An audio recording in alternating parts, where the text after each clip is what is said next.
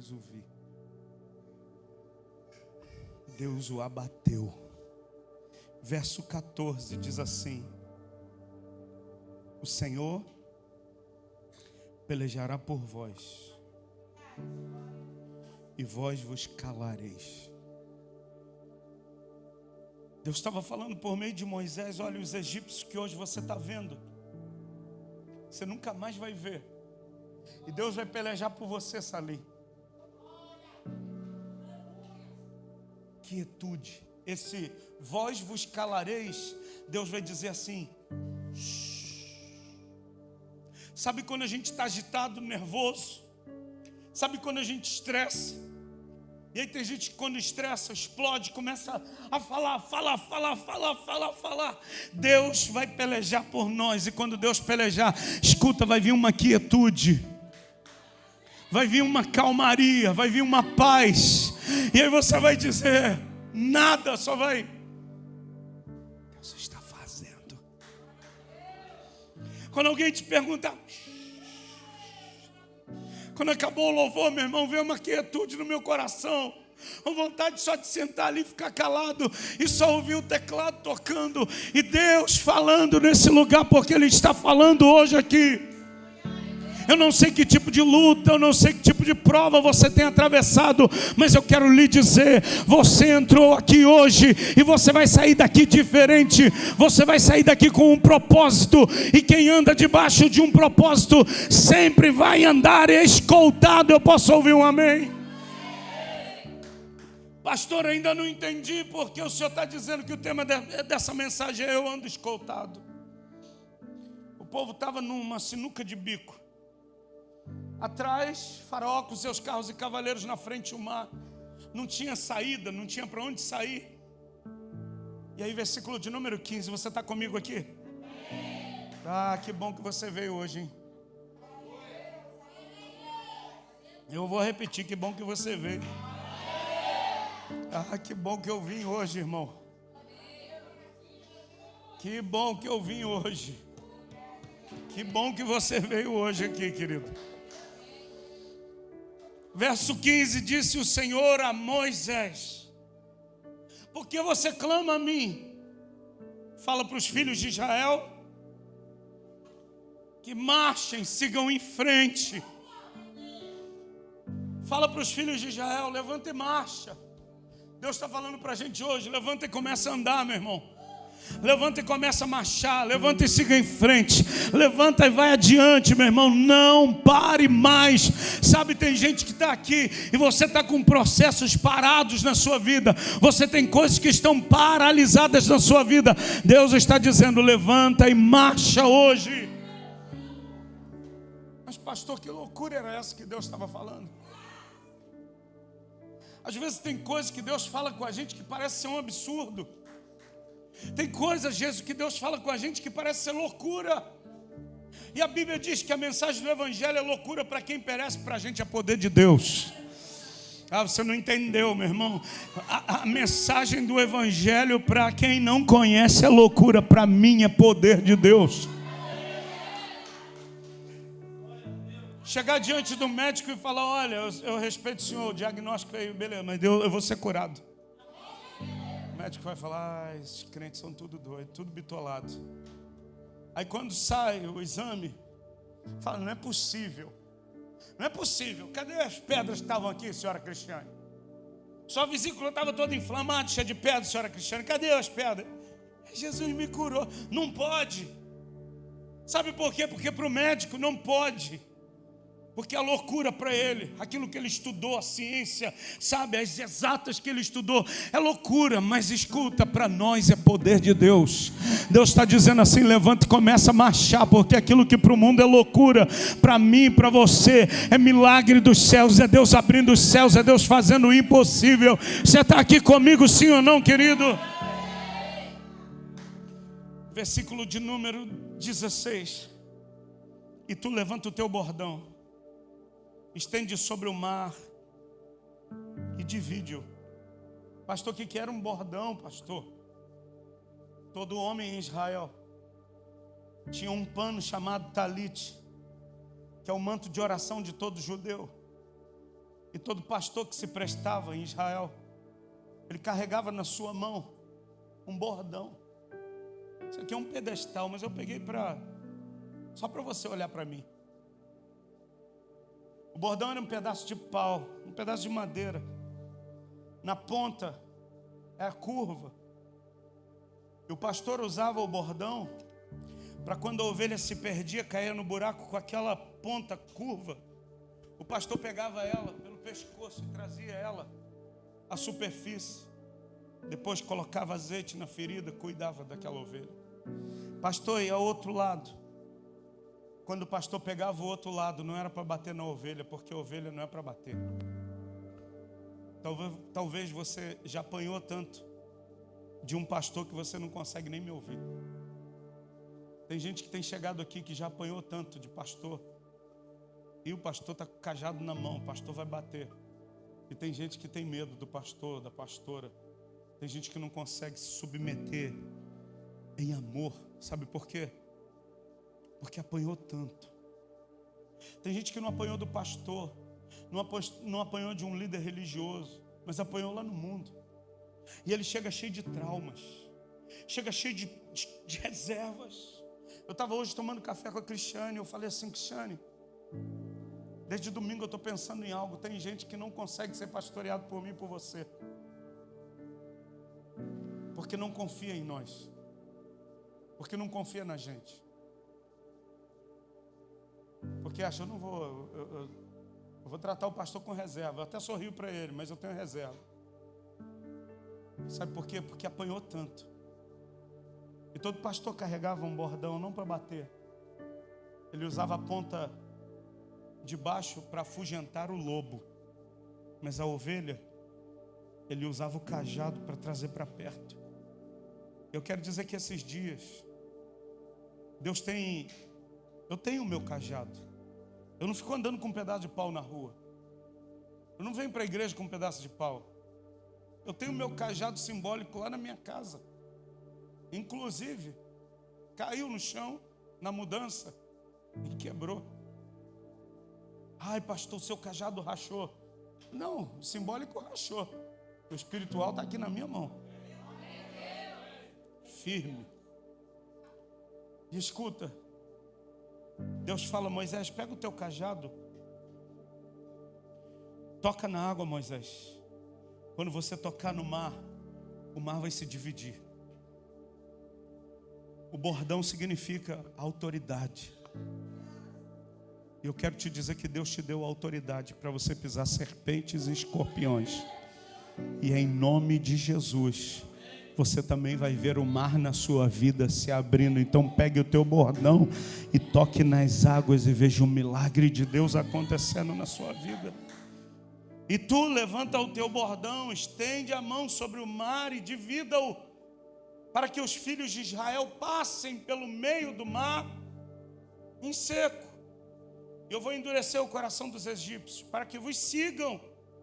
Entrem nele, serei glorificado em Faraó e em todo o seu exército, nos seus carros e nos seus cavalarianos. E os egípcios saberão que eu sou o Senhor, quando for glorificado em Faraó, nos seus carros e nos seus cavalarianos. Verso 19, atente para isso. Preste atenção. O povo está saindo. Deus fala: retrocede só um pouquinho, Moisés, e fica parado. Eu vou endurecer o coração de Faraó.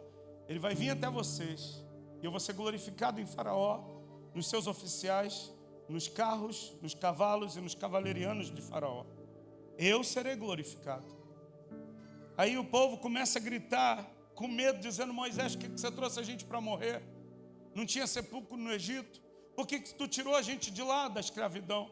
Moisés vai clamar a Deus, vai orar. E aí Deus fala: Moisés, pega o teu bordão, toca no mar, toca nas águas, ele vai se dividir.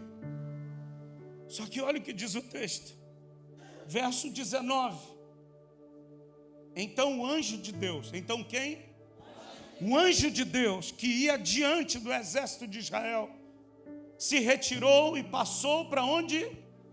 Para trás dele. Também a coluna de nuvem se retirou de diante deles e se pôs. O anjo do Senhor ia à frente, guiando o povo. Uma nuvem ia à frente guiando o povo. Só que quando Moisés se posiciona, esse anjo muda de posição. Vai lá para a retaguarda. E entre Faraó e os seus cavaleiros e o povo de Israel tinha o anjo do Senhor e tinha uma nuvem. Pastor, o que é isso? Uma escolta, diga comigo. Eu quero dizer para você, se você entrou aqui e você anda debaixo de um propósito, eu quero dizer para ti que tem uma escolta de anjos separado para te acompanhar e te livrar de todo mal. Pastor, isso é para todo mundo? Não. Pastor, não é para todos. Deus não faz acepção de pessoas, é verdade. Deus não faz acepção de pessoas, Deus faz acepção de atitudes.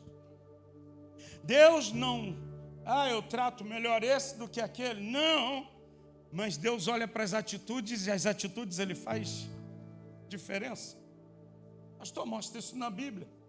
A Bíblia diz que 2 irmãos trazem oferta. Deus aceita a oferta de um e rejeita a do outro. Porque a atitude de um agradou a Deus, a do outro desagradou a Deus. Uau, pastor. Mas então eu não tenho anjo do Senhor? A Bíblia diz que o anjo do Senhor, um anjo do Senhor, acampa-se ao redor daqueles que o temem e o buscam. Tem anjos do Senhor que estão acampados ao teu redor, dos que temem e dos que buscam o Senhor. Mas uma escolta de anjos é só para quem anda debaixo de um propósito de Deus. Você está entendendo isso hoje?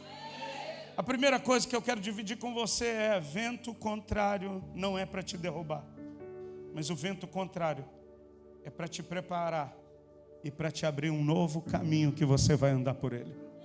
Quando Moisés pega o bordão dele e toca nas águas, diz que aquela noite inteira, Bruno, soprou um vento oriental, um vento contrário. E aí a gente olha para isso e diz assim: eu estou vivendo um tempo de vento contrário. Mas vento contrário é contrário, sabe por quê? Porque na verdade parece ser contrário, mas está a favor de nós. É contrário às nossas adversidades, mas para nós é favorável.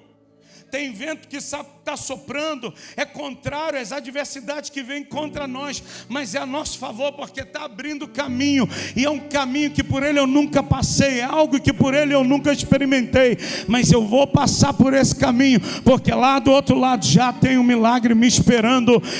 Tem gente aqui que recebe isso hoje, querido. Segundo lugar, quando você atravessa os mares da sua vida, o Senhor sempre vai enviar uma escolta de anjos para te acompanhar. Êxodo capítulo 14, versículo de número 24. Olha o que diz o texto, vamos juntos. Coloca na tela. Na vigília da manhã. Que horas? Isso, na vigília da manhã. O Senhor, na coluna de fogo e de nuvem, viu o acampamento dos egípcios e alvorotou o acampamento dos... Na vigília da manhã, o Senhor, na coluna de fogo e de... Escuta, tinha 2 colunas. Uma espessa e grande, de fogo, que de noite acompanhava aquele povo, porque essa coluna de noite trazia claridade. Eles estavam no meio do deserto. E a outra, pastor, a nuvem era uma espessa nuvem que ia acompanhando o povo durante o dia, porque deserto de noite, temperatura lá embaixo. Deserto pela manhã, temperatura lá em cima. Deserto, lugar de extremos. Eu quero dizer para você, quando você está passando pelos extremos da sua vida, Deus sempre vai mandar um acampamento para te livrar à noite. Deus sempre vai mandar um acampamento para te livrar pela manhã. Quando você estiver passando pelo deserto da tua vida, de manhã tem vitória, de noite tem livramento, de manhã, sabe, tem refrigério, de noite tem luz, porque você não vai andar nas trevas. Eu posso ouvir um amém seu, querido? Agora vá lá comigo em Gênesis capítulo de número 32. Gênesis 32.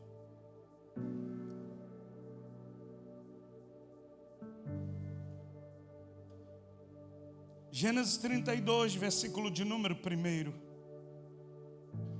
Eu já vou encerrar a mensagem.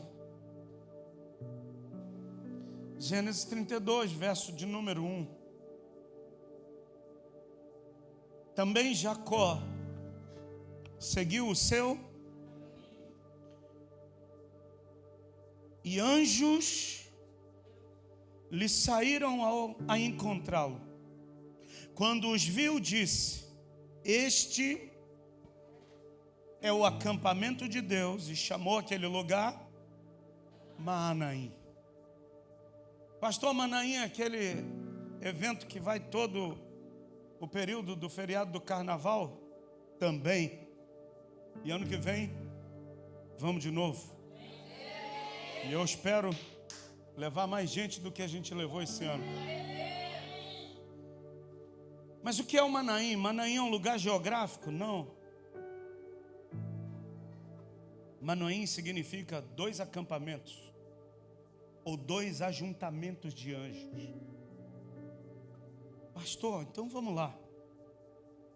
Moisés está saindo e tem 2 anjos, ou 2 acampamentos de anjos. Um indo à frente e outro na retaguarda. Jacó está seguindo o seu caminho e os anjos de Deus lhe saem ao encontro. Quando os viu, ele disse: esse é o acampamento de Deus, e chamou aquele lugar de Maanaim. Agora vai em 2 Samuel, capítulo de número 17. 2 Samuel, capítulo de número 17, e eu já vou encerrar minha mensagem.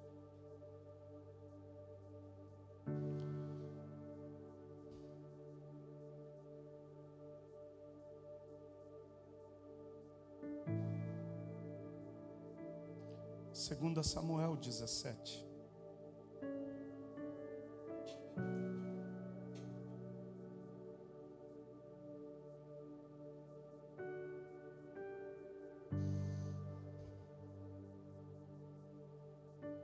Versículo de número 24. Davi está fugindo de Jerusalém, porque um dos filhos de Davi, por nome de Absalão, ele dá um golpe de estado no próprio pai. Quem era Davi?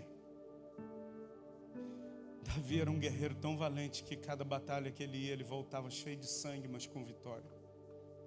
Só que essa batalha ele não conseguia guerrear. Por quê? Porque essa batalha era contra o próprio filho dele. Pensa você se levantar para matar o próprio filho. Quando lá em Hebron os homens tocam a trombeta, pegam chifres desse de carneiro e começam a tocar. Pará, pará. Tocam a trombeta, tocam o chofar e começam a gritar. Mais ou menos um grupamento de 200 homens. Absalão é nosso rei, Absalão é nosso rei. Ele é estabelecido como rei de Israel. A notícia chega no palácio de Davi. E Davi, para poupar o povo, ele diz: olha, as mulheres continuem aqui no palácio, mas eu estou indo embora. Manda chamar a turma que estava comigo lá na caverna. Sabe por quê? Porque quem passa, Ney, pela caverna com a gente nunca vai nos esquecer e nunca vai nos abandonar. Davi não chamou ninguém, só chamou, sabe quem? Chama a galera da caverna. Porque a turma da caverna agora é a turma mais próspera que tem. São os homens de frente, sabe? É os homens de elite do exército de Davi. E Davi, quando vai sair, ele quer ir cercado, sabe de quem? De gente que passou com ele pela prova e pela luta. Eu tenho gente que passou comigo pela prova e pela luta. E eu sei quando eu passo por dias difíceis. Essa turma às vezes não está presente na festa, mas sempre estão presentes nas minhas guerras. É gente que eu e Cristiano, a gente sabe com quem contar, irmão. Teve um dia que eu estava muito, mas muito para baixo, estava muito mal. E ela falou assim: meu amor, sabe essa pessoa aqui? Sempre teve gente nas nossas guerras. Sabe aquele outro? Sempre teve com você nas tuas guerras. Aquele outro sempre, nunca faltou nas tuas batalhas. Então não fica assim não, meu amor. Porque quem foi embora porque não é a turma da caverna, porque a turma da caverna sempre vai estar com você.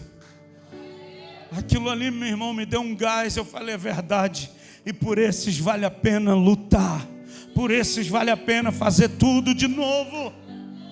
Davi está saindo e junto com ele os 400 homens da caverna, que quando chegam na caverna eram homens desistidos, eram homens amargurados, eram homens, Jason, sabe, homens falidos. Mas quando saem da caverna, saem homens treinados. Agora eles estão com família, próspero, tem casa boa. Mas quando o rei decide, eu estou indo embora, e tem um chamado do rei, eles não hesitam em estar numa guerra com o rei. Eu quero dizer, meu irmão, que no dia das minhas guerras eu quero contar com os homens da minha caverna. A pastora quer contar com as mulheres da caverna dela.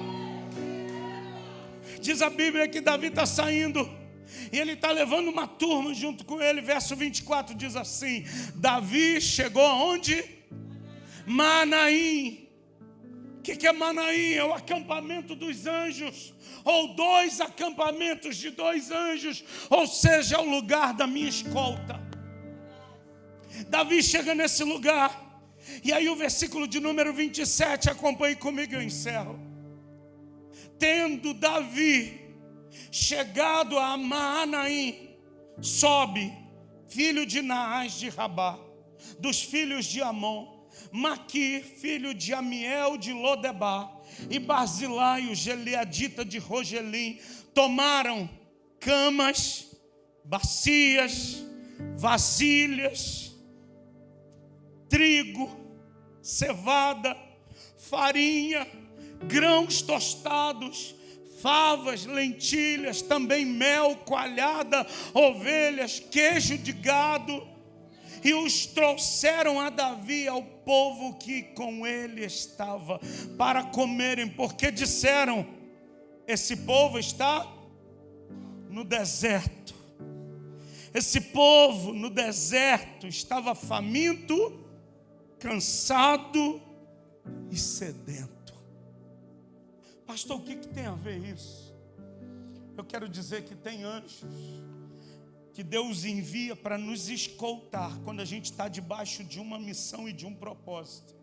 E no meio dessa missão e do propósito, a gente pode se achar faminto, cansado, sedento, mas Deus sempre vai enviar livramento. Eu posso ouvir um amém seu? Vem cá, Miguel, por favor. Vem cá.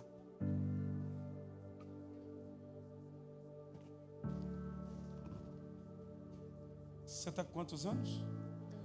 12. Toda vez o pastor esquece. 12 anos. Quanto você pesa? 40 quilos. Qual a sua altura? O pastor só está fazendo pergunta difícil, né? Deixa eu ver seu braço. Forte, né? Porque é um menino de 12 anos.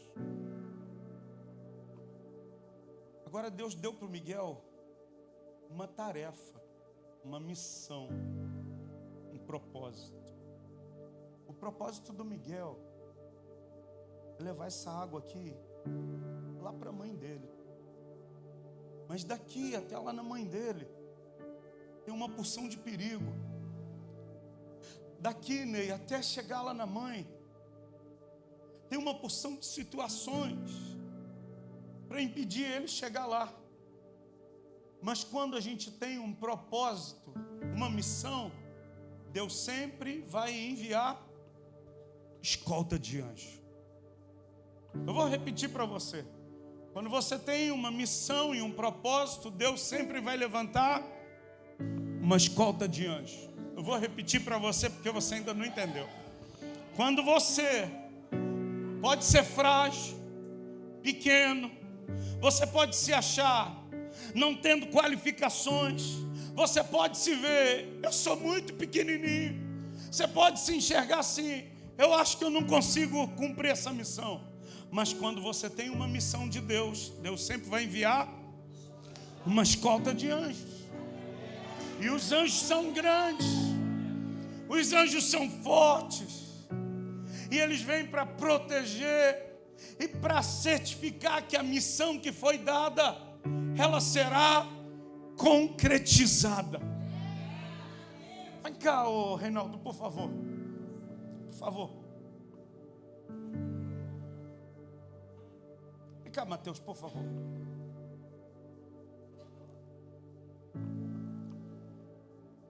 Vem cá, Cadu, por favor. Fica aqui do lado direito. Fica aqui do lado esquerdo, Mateus. Vem cá, Cadu. Vem cá, 40. Fica atrás dele. Fica na frente dele. Mexe com o Miguel. Tenta tomar o copo do Miguel. Tenta impedir o Miguel de cumprir o chamado dele. Tenta atrapalhar a missão do Miguel. É isso que Satanás quer fazer, quer atrapalhar a missão do Miguel. Mas Deus colocou anjos, uma escolta de anjos para estar ao redor. Por quê? Para garantir que a missão vai se cumprir, meu irmão. E eu quero dizer que Deus está mandando uma escolta de anjos para essa casa hoje.